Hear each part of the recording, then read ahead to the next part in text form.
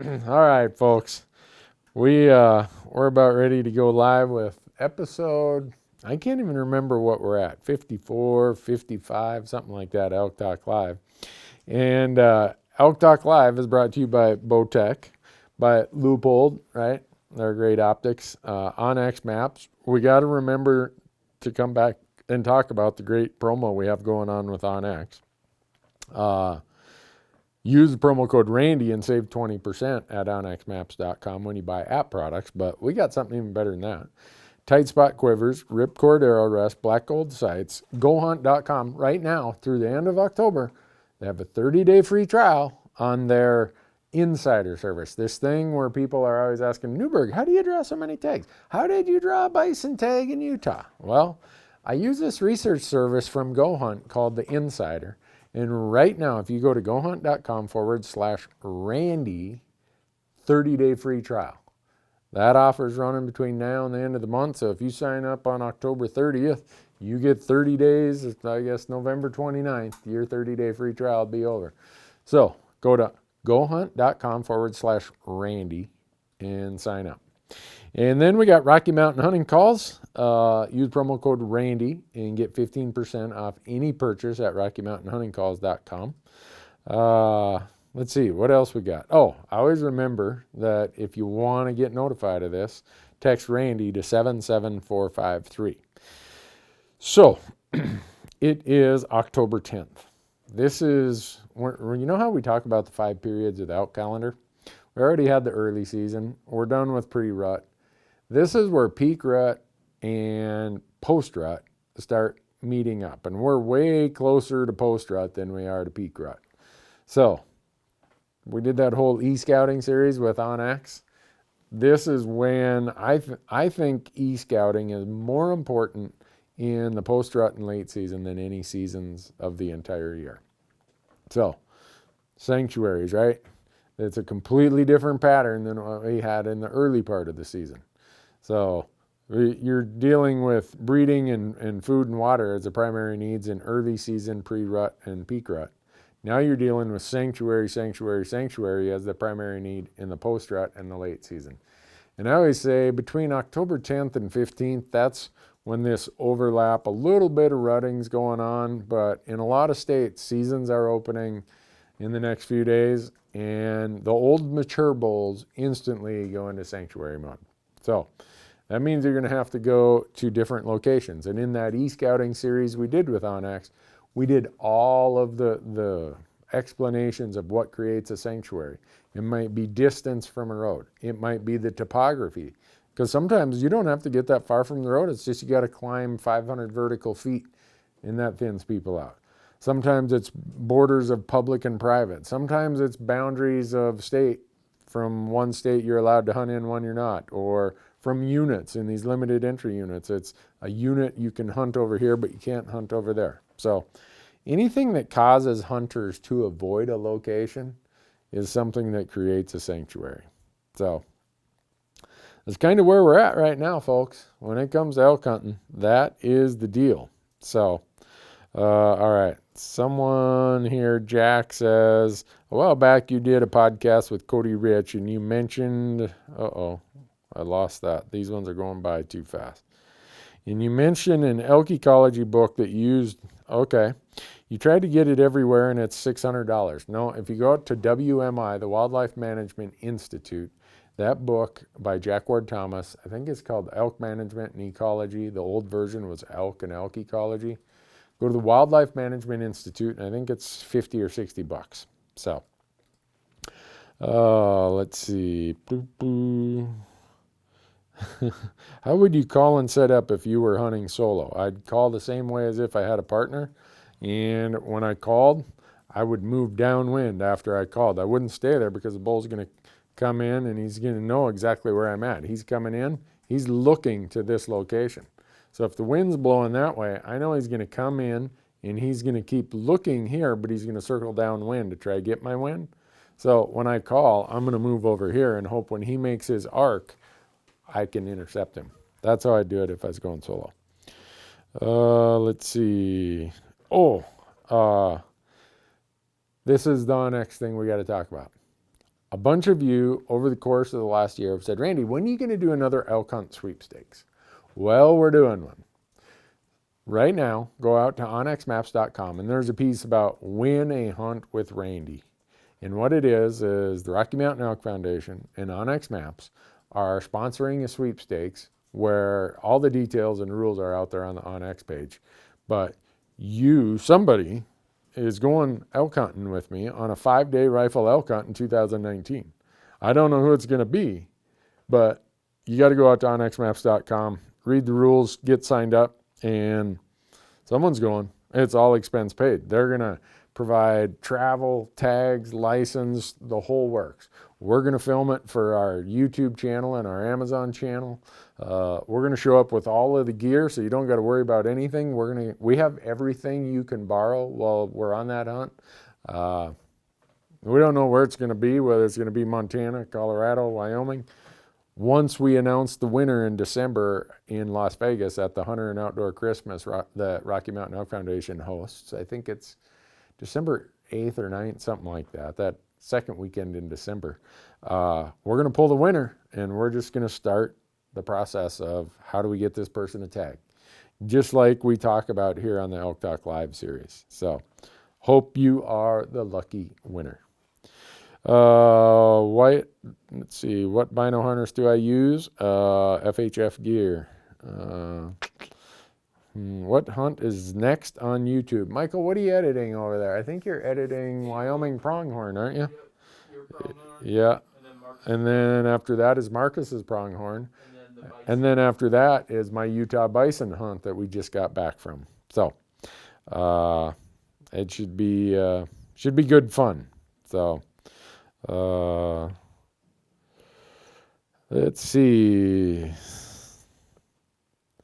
Some says, has your gear changed from fresh tracks to on your own adventures to the day-by-day hunts? No. We've been using the same stuff for long time. That's the beauty of what we have. We have such great partners. They support us all the time.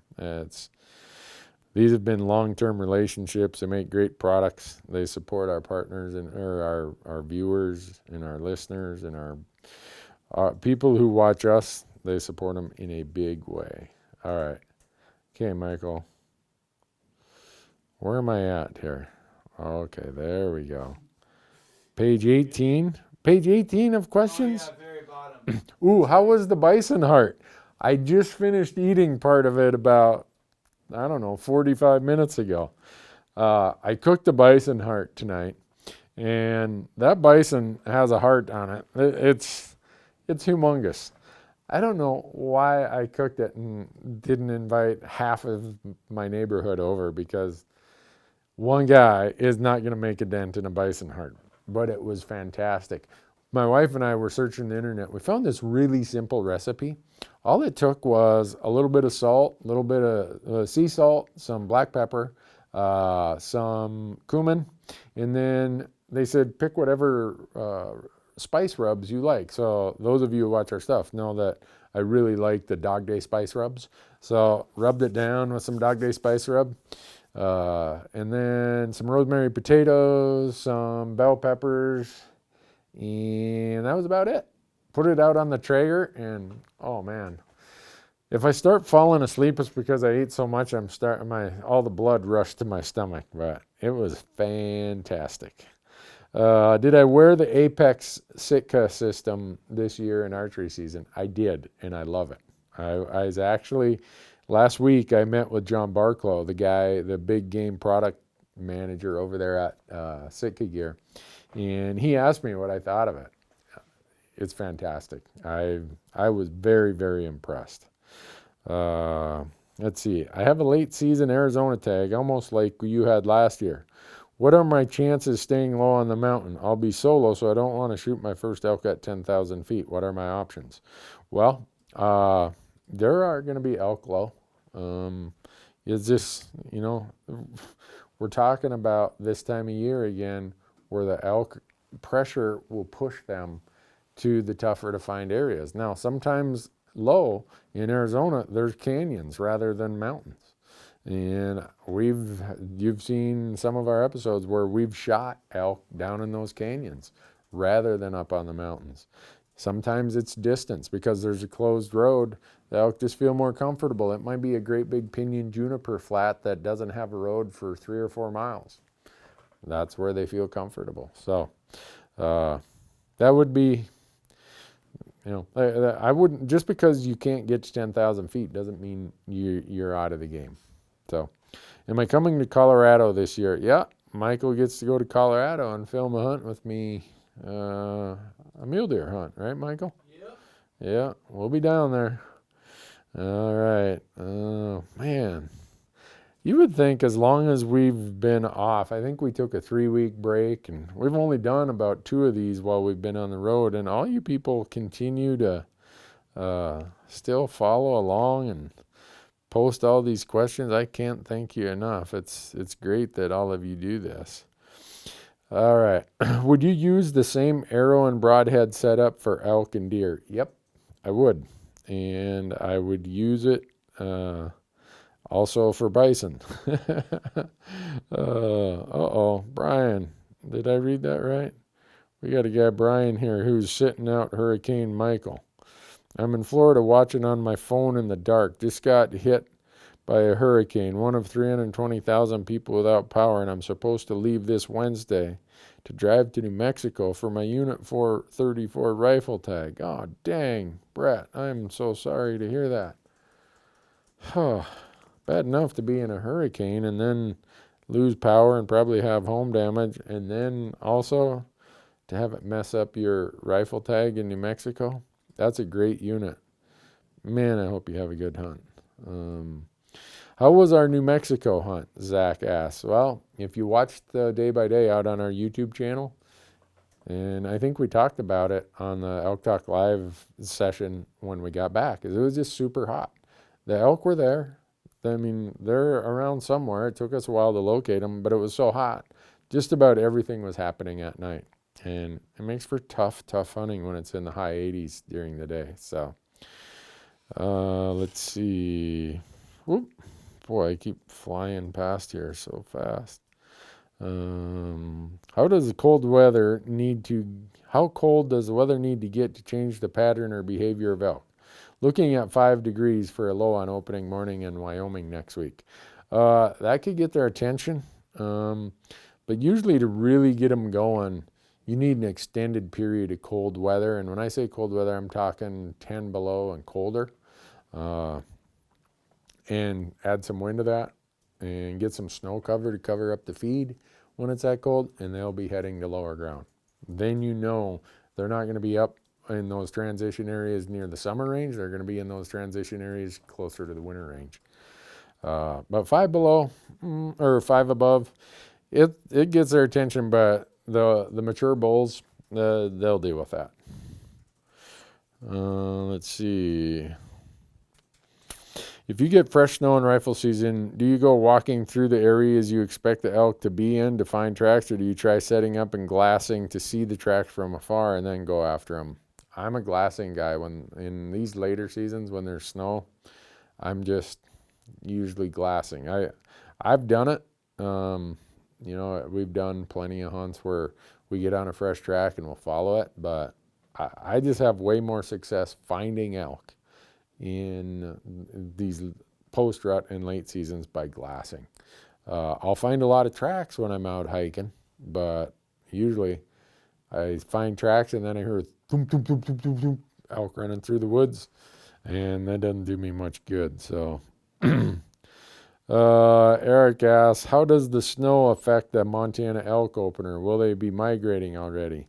And I think Eric knows that we're getting hammered pretty hard with a cold batch of wet weather here in Montana right now.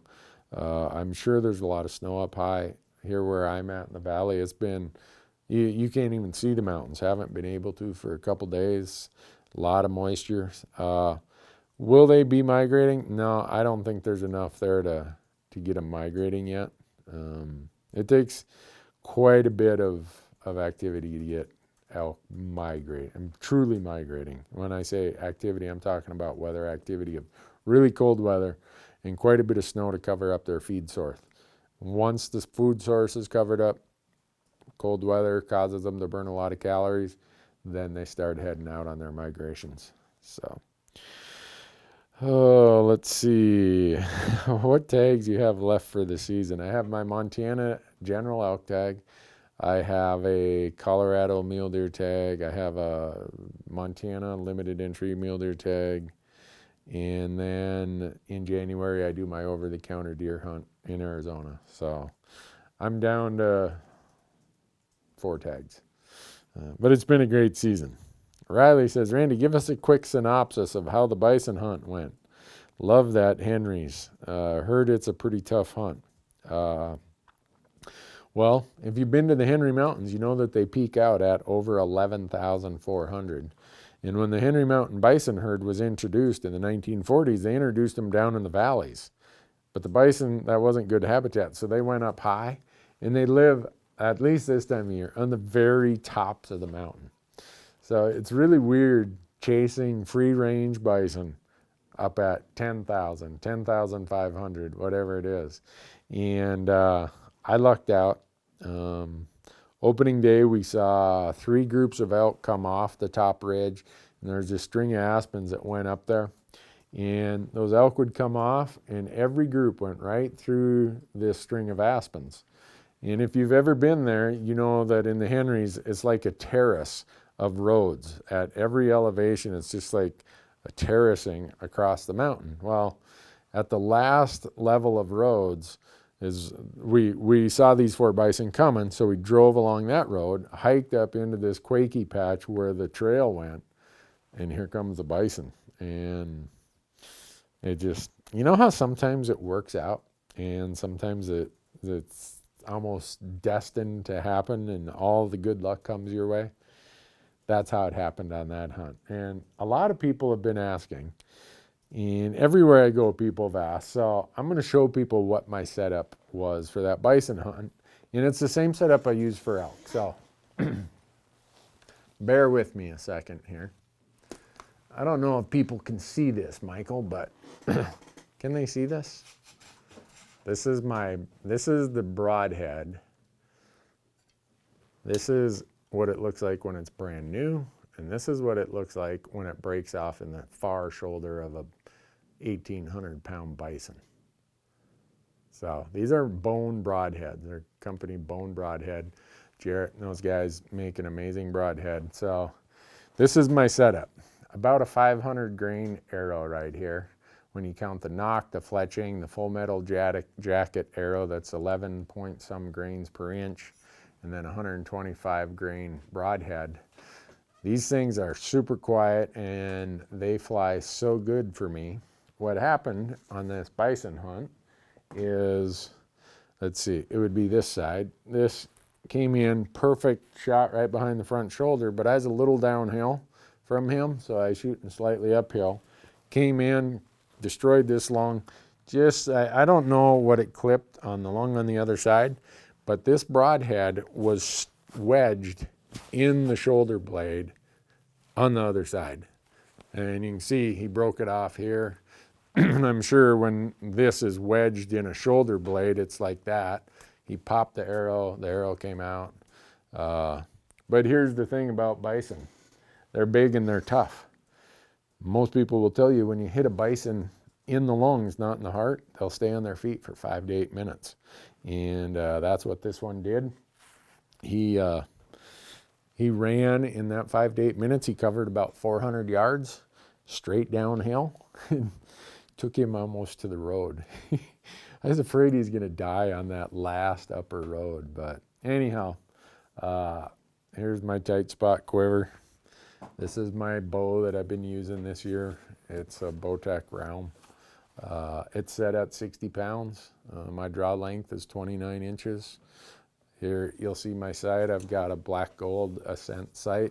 I only have 3 pins, 20, 30, 40. I'm just one of those guys who, as my eyes are getting bad as I get older, I'm, 40, 45 is about it for me. And then right here I've got my ripcord rest. Any of you who are familiar with this kind of gear, you know that it's way better than I am. Yeah.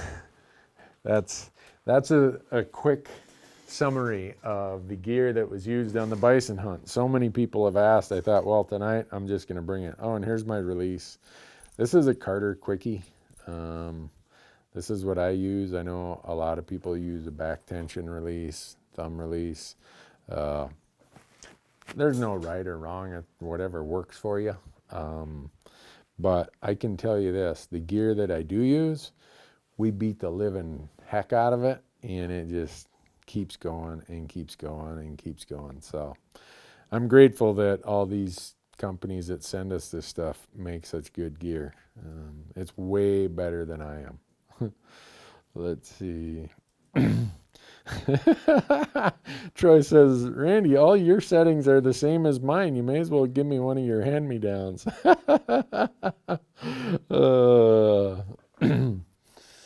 So, a lot of people are asking how this weather across the west of the last week is going to affect the elk. I mean, it's going to affect them a little bit, but the bulls are the last to migrate. It's going to take a lot more snow and a lot of cold to really get them moving down low. Yeah, there might be some younger bulls that head down with the cows, but if you're looking for those bulls that are more than 2.5, public land bulls that have seen this drill before, they're still going to be up high. Someone says, you saw elk in the Henrys? No, I didn't. I'm not sure if I said I did. I saw bison in the Henrys. I had a Henry Mountain bison tag. And so this is going to be a shameless plug also. A lot of people have asked, how did you draw a Henry Mountain bison tag? Well, it took me 20 years.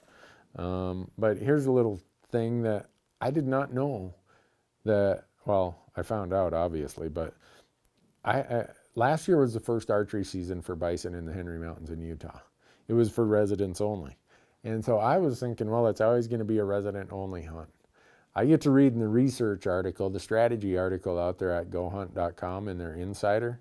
And Brady Miller writes this article, I think it was Brady or Trail, one of them, about how this year Utah's going to give at least one non-resident archery bison tag.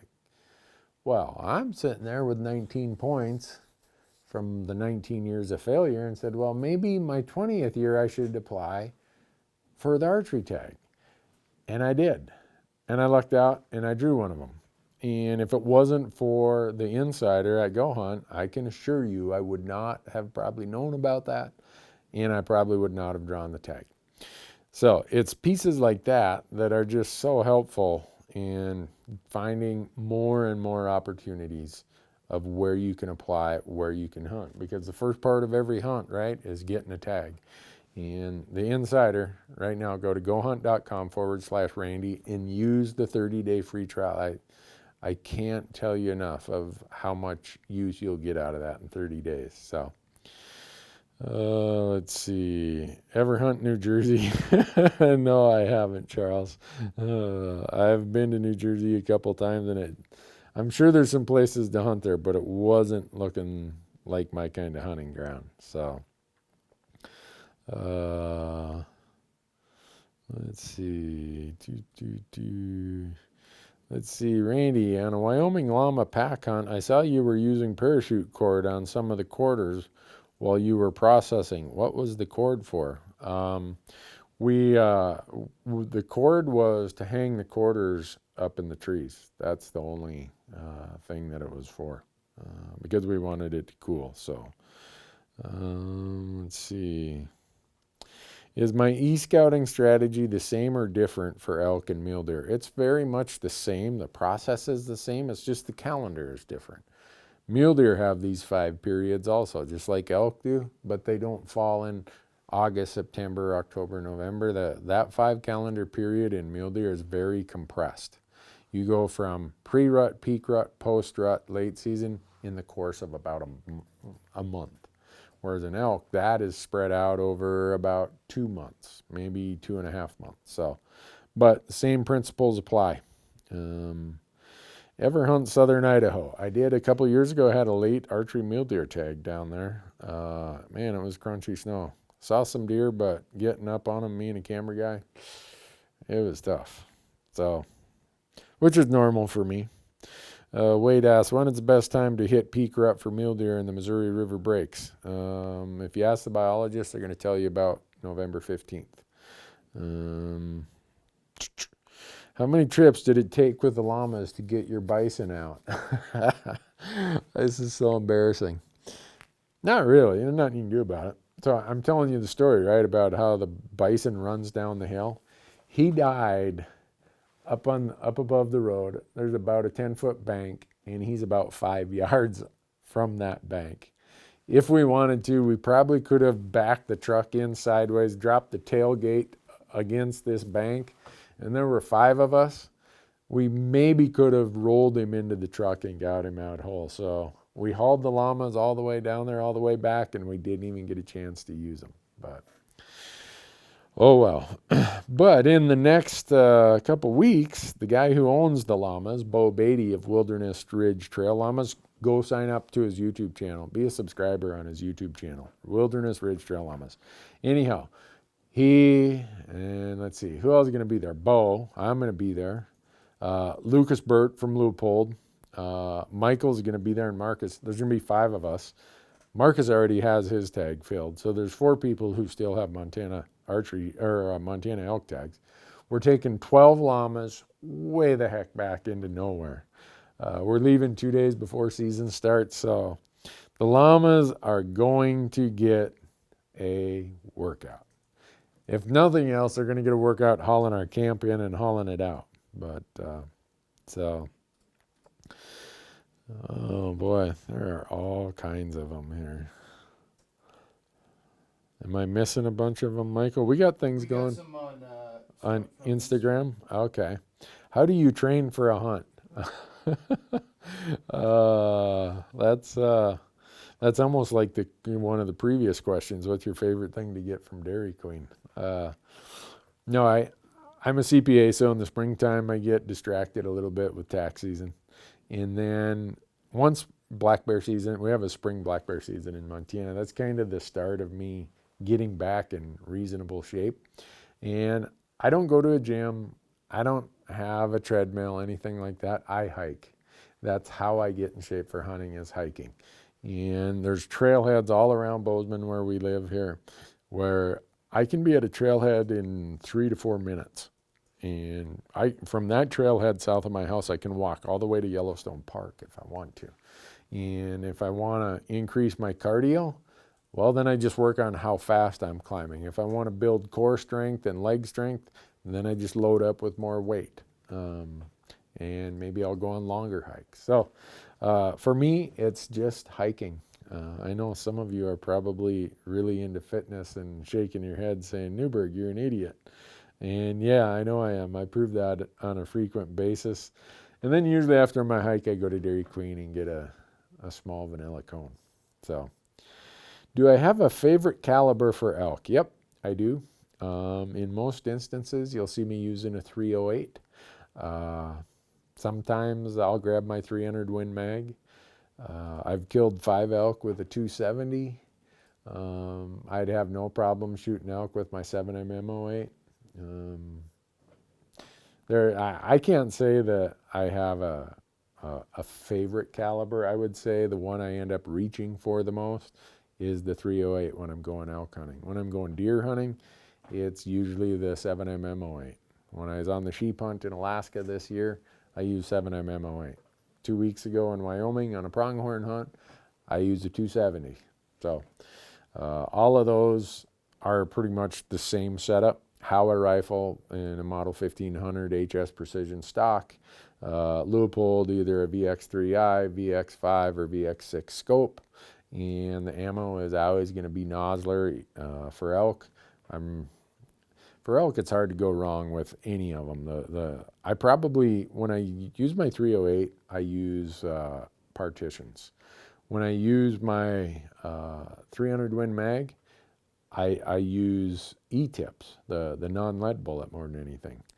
And when I use my 270, it's mostly Accubon. So any of those 3 bullets from Nosler are super, super quality bullets that are great for elk hunting.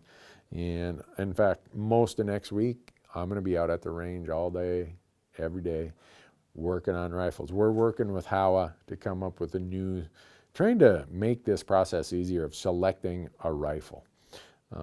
There's all kinds of rifles out there, all kinds of options, and I tell people, buy as many as your budget allows, but don't let equipment get in the way of actually going hunting. So don't spend all your tag money on a 4th or 5th or 6th item that you already have 4 or 5 of. But we want people to look at our stuff and say, all right, this is the kind of hunting they do. Yeah, that's kind of similar to mine. Here's what Randy is thinking is probably the best thing as far as a rifle, a cartridge, a scope, and ammo, and just go with it and don't look back. So, let's see. Do I ever hunt Washington? I haven't, and I probably won't, just because our platform, we try to show what are the greatest opportunities in terms of quality of hunt, not necessarily big animals, but just quality of the hunt, cost, and opportunity for the traveling hunter. And Washington just rates really low on that list. So odds are I'll probably not get there. What broadhead did I use on the Bison? I think I already covered that. It's a bone broadhead, 125 grain.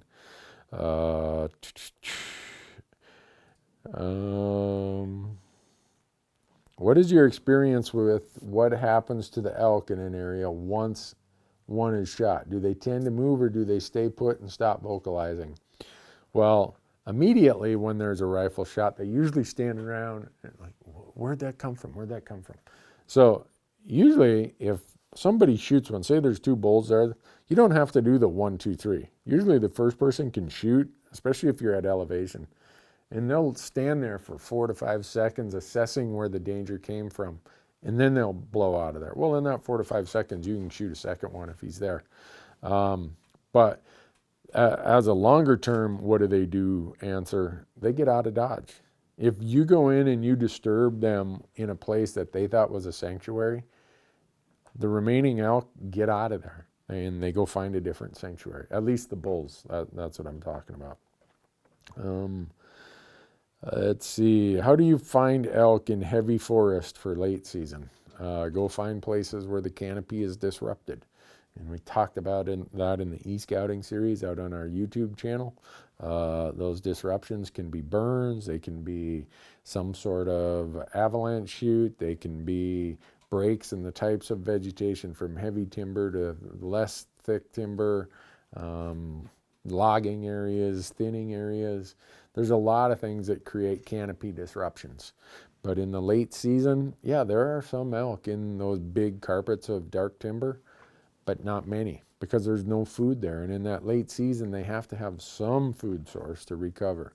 So often what you'll see is they're on the edge of the dark timber. They use the dark timber for sanctuary, and they bed in a place where they only got to travel 200 or 300 yards to go find some food. So when do bulls leave the herd? The older bulls right now are getting out of Dodge in most instances. There's some places that you'll end up with a little bit later extension. Usually when elk are not as pressured, the bulls will stay with the cows a little bit longer. But was it hard to get close to the bison when you shot it? In 2 days, I had 2 opportunities under 45 yards. So I don't know. You know how it is. When you're archery hunting, sometimes everything goes right and it looks easier than it really is. And then sometimes it should have worked out, but everything goes wrong and it looks harder than it really is. I don't know. Was it easy? It's hard to say. Okay, here's one. What would be a good hunt for a first-time Western hunter? Pronghorn in Wyoming. Hands down. The most fun. The weather's the best. Lots of animals around. Easy to get tags. Lots of public land. Anyone looking to do their first Western big game hunt, it's hard to beat a Wyoming pronghorn hunt because there's so many things there that apply to an elk hunt or a deer hunt. You have to understand how to read a map. You got to think about all the logistics of public versus private. You got to learn how the tag drawing systems work in these states. When you get an animal on the ground, you got to figure out how to take care of it. The difference between how you process an antelope versus a deer that's just a matter of scale. Same as a deer versus an elk. It's just a matter of the size. Same cuts, same process. So there's so much that you can do on a pronghorn hunt that applies to other types of Western hunting. I tell people, make that your first hunt. You'll have a blast, no doubt. Let's see. Have I ever hunted desert bighorn? Not myself. We joined our buddy Mike Spitzer on his desert bighorn hunt in Nevada last year, and pretty soon that's going to be up on our Amazon channel.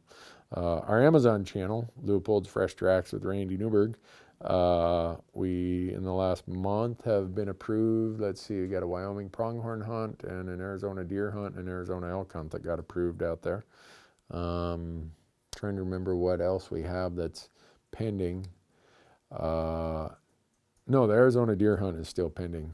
And then we got a Nevada pronghorn hunt that's still pending out there. So, let's see, ever hunt hogs? I've not. All the stuff that we do is native species. So hogs being a feral species, I got friends who go and do it and they say it's a blast. It's just, we're always trying to hunt native species, talk about the landscapes, the conservation story, the habitat, things like that. So odds are we probably won't ever film any hog hunting. Let's see.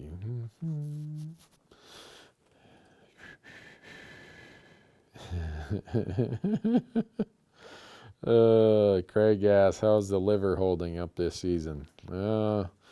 Since I got back from Alaska, it's pretty good. But if you saw the Alaska episodes, not that great. It was a tough hunt. All right, Rob asked, do you notice a difference in effectiveness or performance between the Nosler partitions and the E-tips? I'm considering going lead-free and the E-tips in my 308. I don't see... there are episodes where we have shot elk with the Nosler E-tips that just impress the bejeebers out of me. Man, they're an amazing bullet. You'll see they load them up a little bit higher as far as feet per second. If you look at what the average muzzle velocity is on, say, a partition versus an E-tip, Nosler purposefully makes them a little bit faster just because they want to have a little more energy, because a full copper bullet, or a non-lead bullet, I should say, the objective is penetration. So you really want to have more energy for penetration, and it will open. It just is going to open slower than an AccuBond or a partition. So, but in the process, it's going to get a lot of penetration. I mean, a lot of penetration. I would say find which one shoots best in your 308. For me, the E-tips shoot as good as the partitions or the AccuBonds. So it really doesn't, it doesn't seem to matter for my rifles. Let's see.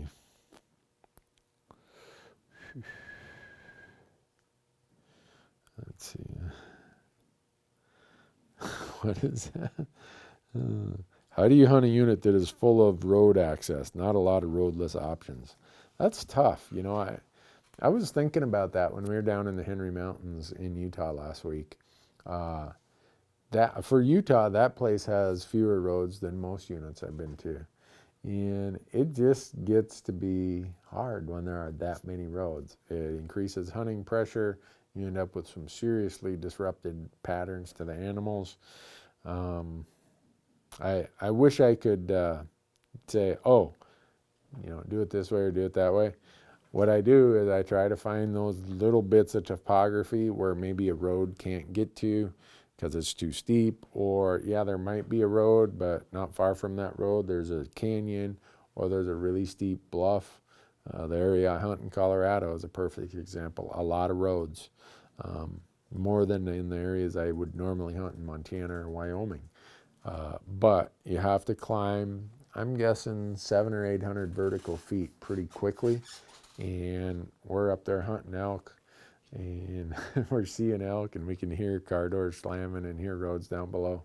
So it is trickier, no doubt, but I use topography more than distance when it's a heavily roaded area.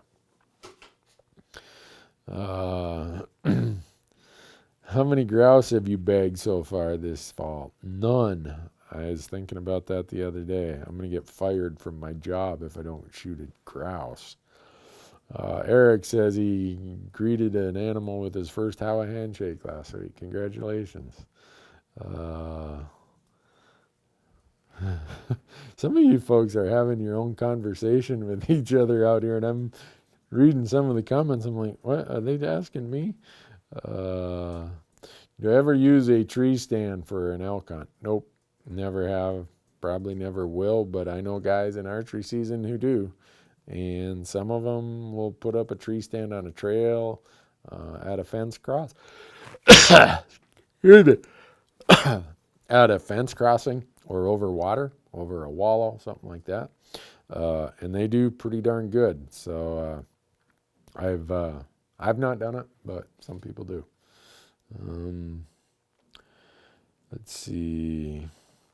My daughter's first ever elk hunt is a cow elk hunt. Any advice on hunting cows besides just finding where the elk are? I've always chased bulls, and I feel like I should have more of a plan. Yeah, go where the food is. The food is what the cows are focused on year-round, especially now that the rut is winding down. Wherever this is, I don't know what state it's in, but find what the elk prefer for the forage in that habitat type at that in that unit you have. That's where you're going to find cows. They are looking for food. Right now, they have a calf that they're still taking care of. They're probably done lactating. But now they're probably pregnant with a fetus that's going to be another calf. So they have to get the best possible food they can. They know that. So find where the best food is, and that's where you're going to find the cows. Let's see. Man, there's quite a few of them here.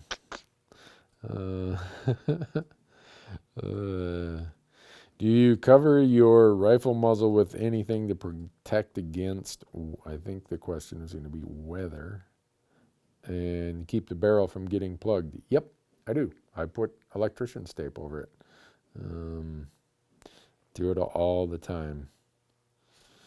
Do you call in a lot of satellite bulls while trying to get the herd bull? I don't want to say a lot. You encounter them, and sometimes they'll come investigate you, but I can't say a lot. And, there's always a lot of discussion about what's a satellite bull, what's a herd bull. I've seen satellite bulls that are bigger than the herd bull. The herd bull was smaller, but he just happened to be mean and tough, and he run the other guy off. So I don't get too worked up about satellite versus herd bull, but I can't say that I call in a lot of them. And part of that might be I'm not the world's best elk caller. I leave that to my buddy Corey, which gets back to the point. If you're looking for really good elk call, then I can't tell you how much my elk calling has improved in the last probably 4 or 5 years. Due to one, I practice more, and I started using these calls from Rocky Mountain Hunting Calls, and they make such a variety that you can find a call that fits the profile of the roof of your mouth, because you're trying to get a tight seal there so that the air can be consistent in how it goes across the diaphragm. And those calls have been a game changer for me. And if you go out there, Rocky Mountain Hunting Calls, you'll get 15% off if you use promo code Randy. And thanks again to the great folks at Bowtech and Leupold who make this podcast possible, or this, we shouldn't call it a podcast, this series possible, along with OnX and Go Hunt and Ripcord and Tight Spot and Black Gold, all kinds of them. Great companies. Glad they do it. Did you take a pie home from Pie Town, New Mexico? No, I didn't, Anthony. I ate some while I was there, though.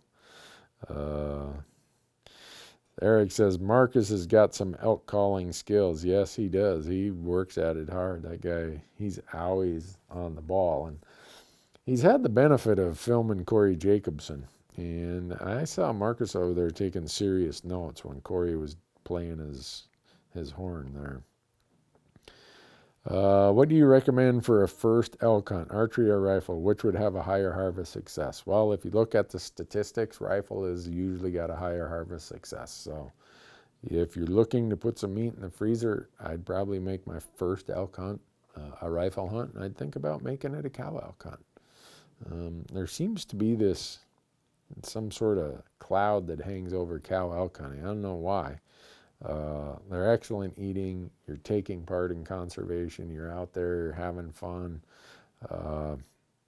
Just go do it and enjoy it. It'll be a ton of fun. Let's see. Thoughts on north versus south slopes once the first shot happens opening day on when areas that are 100% public land. I see very few elk on straight south slopes anyhow. I see most of them on east and northeast, west and northwest. Usually the north slopes are so thick with timber, it's hard to glass them in there. So I know there's a few in there, but I usually don't see that many of them. But south slopes, boy, I don't see hardly any elk on south slopes, no matter what time of year it is. Maybe in the late season when it's bitter cold. So, do I ever camouflage my face? No, I don't. And the reason that I don't is because I don't. I know some people are like, well, that's not a very good answer, Randy. It's probably not. Would it be inappropriate to ask biologists where elk are typically going to be given what the historical weather conditions are? No. When you call biologists, though, try to be as prepared as possible. Try to give them your scenario. Hey, in the first week in November, if we get a snowstorm, will the elk move to drainage J or K? Rather than say, can you tell me what the elk do when it's in 1st of November? Make your questions as precise as possible, because think about this. When the drawings come out, they get hundreds of hunters calling them, asking them questions. And by the time they're done with probably hunter number 20, who's asked them a real generic question, they give the real generic answers. If you want to get on their good side, you want to get good information from them, do your own research before you call them, have it dialed in, and have specific questions, not general questions. So, no, I don't think that would be the least bit of inappropriate. I think it would be an appropriate question.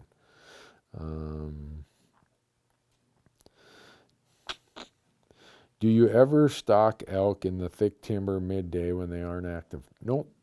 Or would I rather glass all day? Yep. That's what I would rather do. Are you planning 2020 hunts already? A little bit. I'm seriously planning 2019 already. Have I ever hunted ibex? No, I haven't.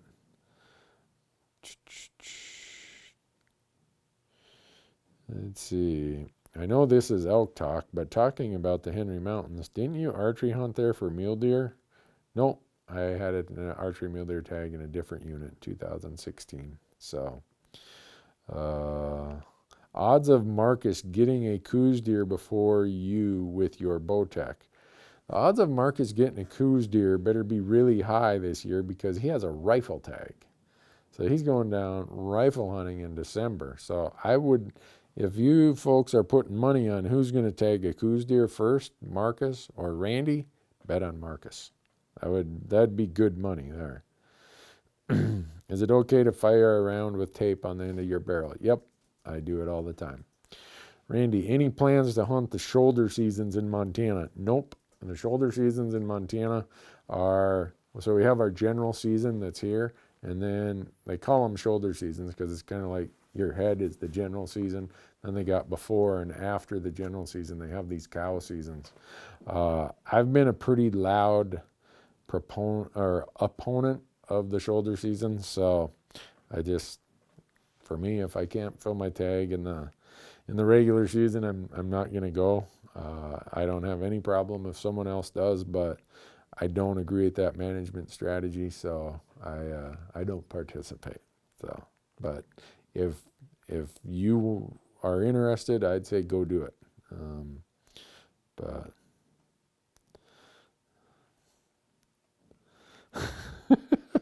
Somebody,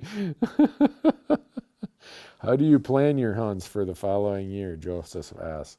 Well, when you need 10 to 12 hunts in a season to get enough, or tags to fill out a season of filming, you just got to be thinking it through. I'm applying me, Marcus, Michael, Dan, my son, Matthew, my uncle Larry, some of our other friends, some of our sponsors. I'm in charge of all of the applications for everybody under that umbrella. And we know how many points they have. We know, all right, we want to have half of them be general over-the-counter type hunts. The other half, maybe we can luck out and draw tags. So I have to start planning that right now. I know that sounds weird. Michael saw me this morning researching Wyoming antelope for next year. He's over there laughing. He's like, yeah, because Marcus had an antelope tag this year, and he let a really big buck walk away. I'm not sure what we're going to do with that, but I'm going to go there next year and shoot him, hopefully. Have you... Where is this?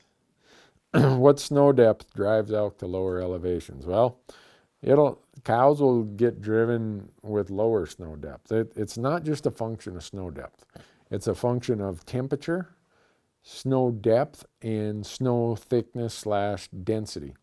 So if you have 6 inches of frozen hard crusted snow or 1.5 feet of soft fluffy snow, they'll make a living and stay higher in that 1.5 feet of soft fluffy snow than they will in 6 inches of packed ice frozen snow. And if the temperatures aren't all that cold, say you get an early snow but then it warms up, they'll still stay up higher. So there's a lot of variables in that. So be thinking about all of those things when you're considering have they migrated or when will they migrate, because it's not just the amount of snow. Randy, I'm hunting, starting my base at 9,000 feet and will go all the way up to 13,000 feet. Would you stay lower or go as high as possible? I'm assuming that is a rifle hunt. I probably wouldn't go too much higher than 9,000 feet. Yeah, here in October they'll still be up a little bit higher, but they'll end up not being super high from here on out. So I'd hunt at that level or lower rather than higher from now until the end of the seasons.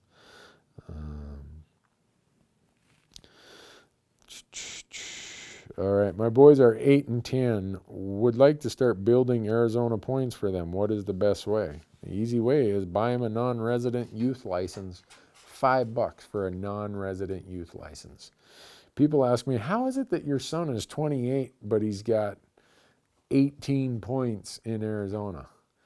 Because when he was 10 years old, I was buying him those cheap non-resident youth hunting licenses and paying the $5 to build him deer and elk and antelope points.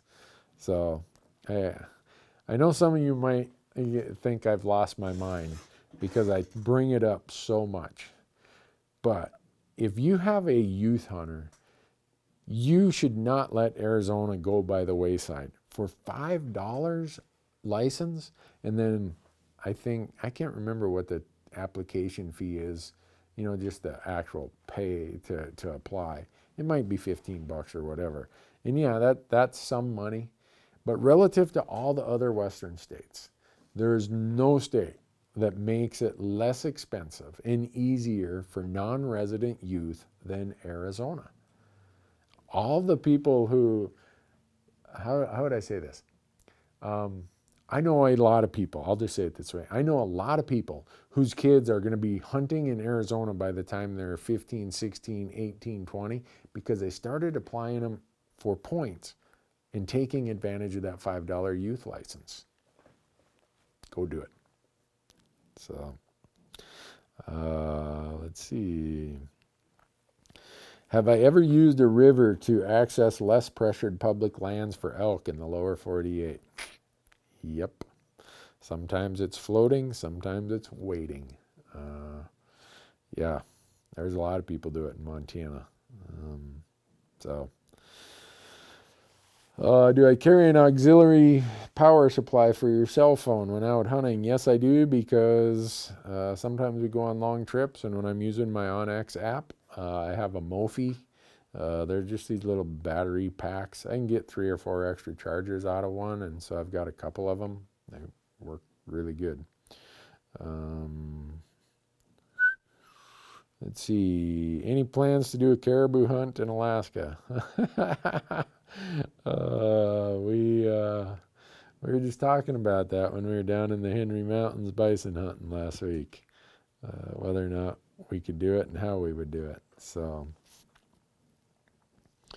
if you shot copper bullets, but your rifle likes a dirty barrel, how long can you have a dirty barrel without the copper damaging it? I don't know the answer to that question. I clean my barrel with just a dry patch frequently. And so what's a dirty barrel? Is it a barrel that's not been scrubbed with all the solvents, all the powder removers, all the fouling removers? Or is it a barrel that's not even been swabbed and it's just full of debris? For me, I'll just run a dry patch through my barrel very frequently, sometimes even on the hunt. But once I'm zeroed, I'm not going to scour that barrel with all the other things that I will at the end of season. At the end of season, I'll really clean that thing up good, and then I'll start shooting it again, getting it ready for the next season. Do I hunt where elk bed? Kinda. What I do is I get in a place where I can glass where I think they're bedded, and then I hunt around the periphery of that, because they're not going to stay in their bed all day. They're going to come to their bed in the morning. I try to intercept them there, or in the late afternoon, they're going to get out of their bed and go feed. I try to intercept them one way or the other. So I don't hunt them per se right in their bed where I'm trying to stalk into their bed. But when I know where their bedding area is, I'm hunting around the periphery of that. So, what is it about the shoulder season management in Montana that I disagree with, or where I can go to hear your thoughts? It would take a long time to explain it all. We have a forum called hunttalk.com. I'm one of the blowhard administrators out there, so I've written extensively out on Hunt Talk, our forum, my opinions on it. So, to each their own, and I understand why people want to participate in it, and I don't discourage them at all. But for me, I look at how it evolved and why it's being used, and I'm not there. So, did eastern Montana get snow this weekend? I heard it got some. I'm not sure how much, and I don't know if it'll stay, but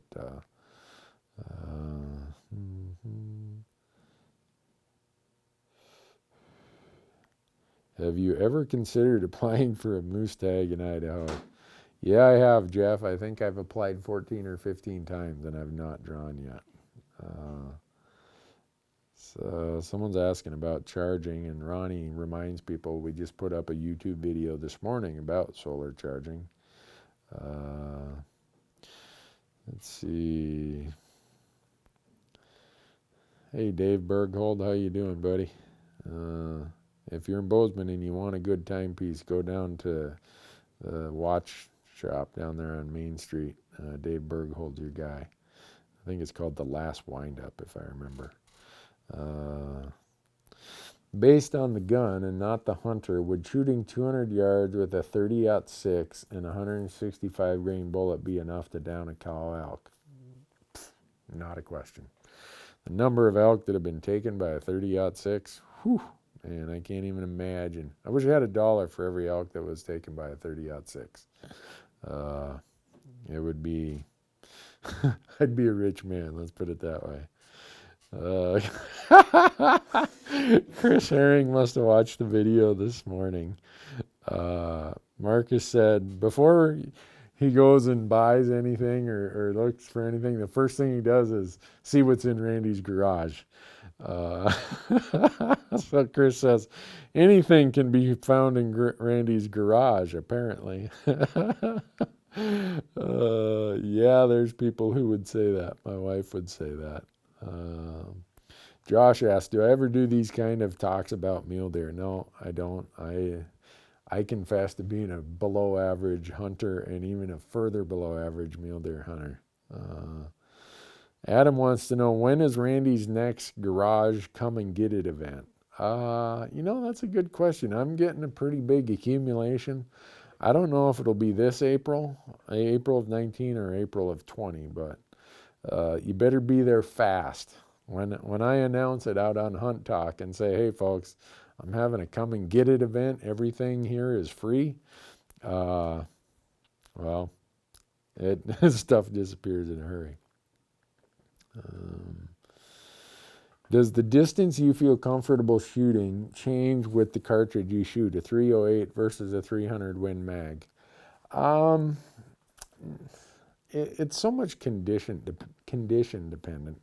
Like if it's super windy, I have more confidence with my 300 Win Mag than I do with my 308.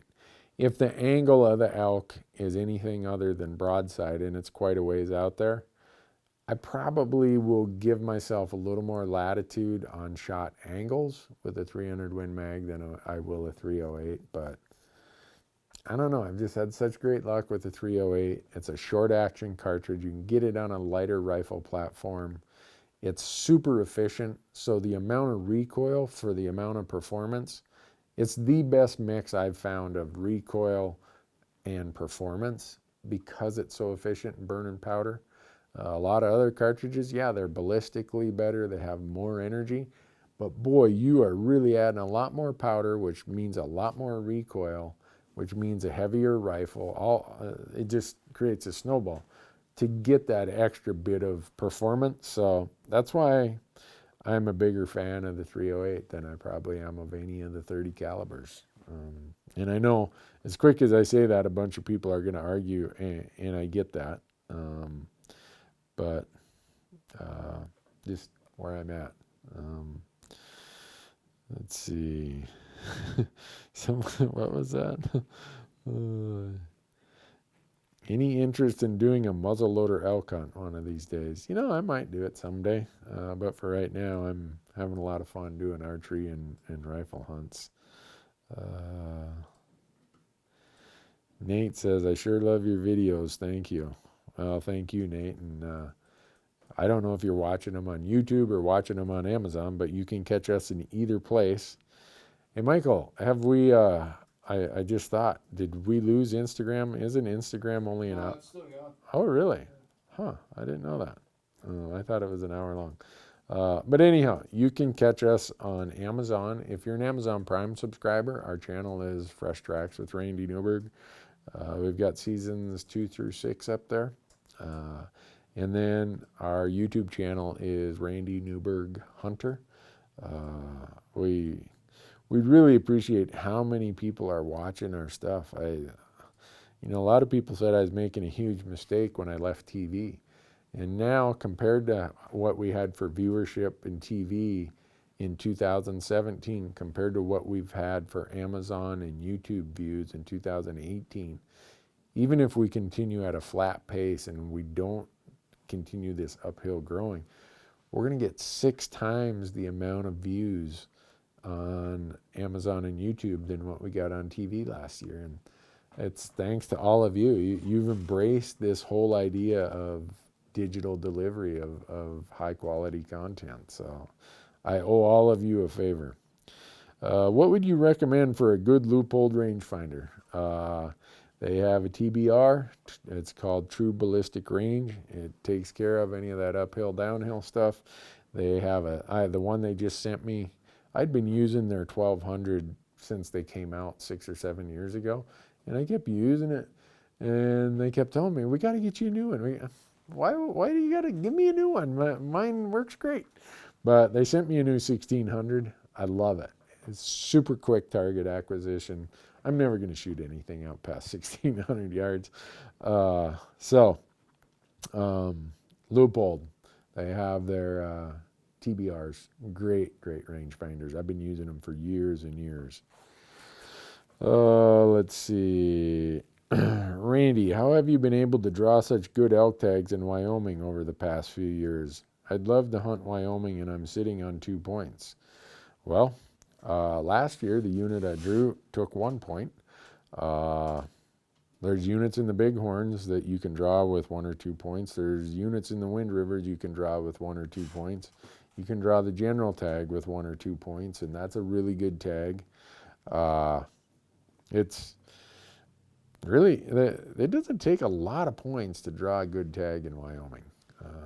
Yeah, if you want to hold out for the absolute pinnacle, top number one, well, yeah, it's going to take more points, but I would rather go more often than less, and that's why I burn a lot of points. Pronghorn, a lot of people think, well, I need 8 or 10 points. The unit I hunt takes 2 to 3 points.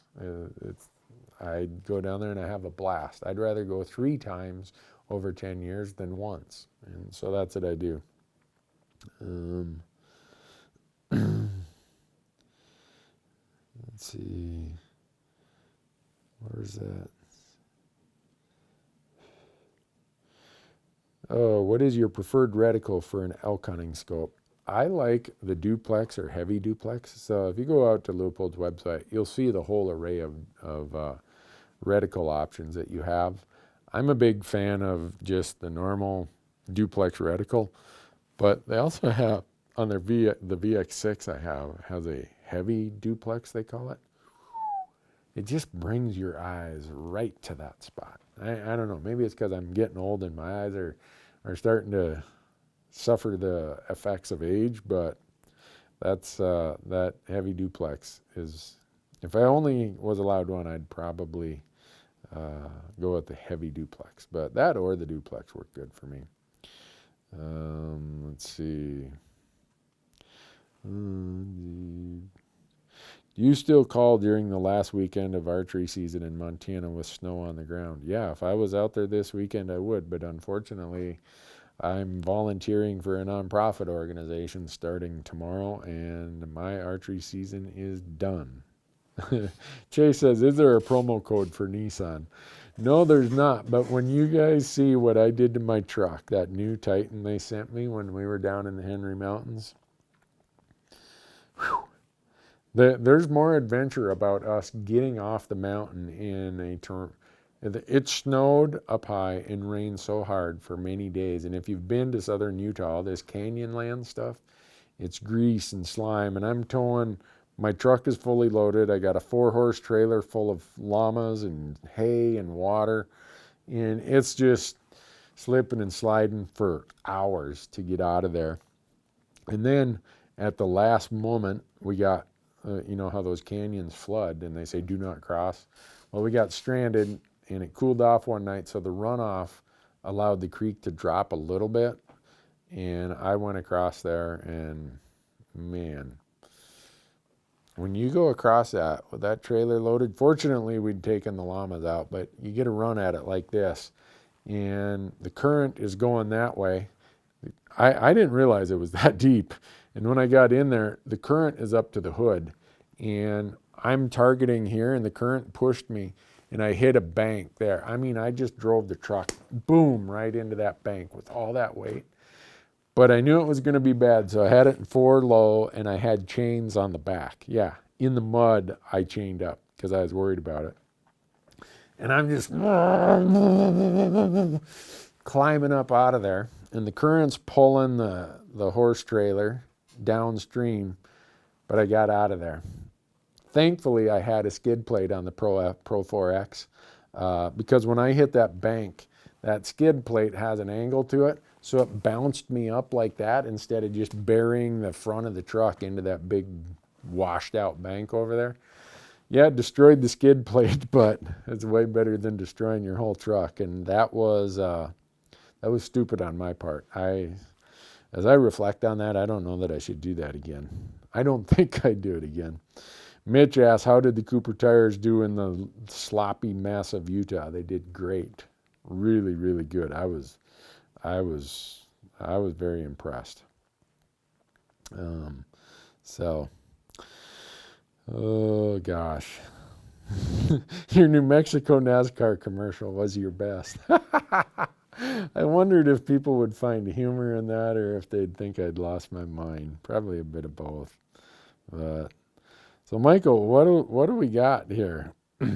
We got any last one? Oh, what resolution of map do you download for your offline maps on OnX? I usually do the 5 or 10 mile is usually what I do. I'd say depending on how much detail I need, I'll go to the 5 mile if I really need a lot of detail, but I'm probably, my happy medium is the 10 mile. So, all right. We got anything that we're forgetting about, Michael? I don't think so. Yeah. What, are we in town next Wednesday? Yeah, we are, aren't we? Yeah. I think so. We'll be here again next week. Woohoo! Well, folks, thanks for watching. Thanks for all the companies that support this. Bowtech, Leupold, Onyx, Go Hunt, Rocky Mountain Hunting Calls, Tight Spot, Ripcord, Black Gold. You've heard us talk about all of them. I hope you'll support them when you get the chance.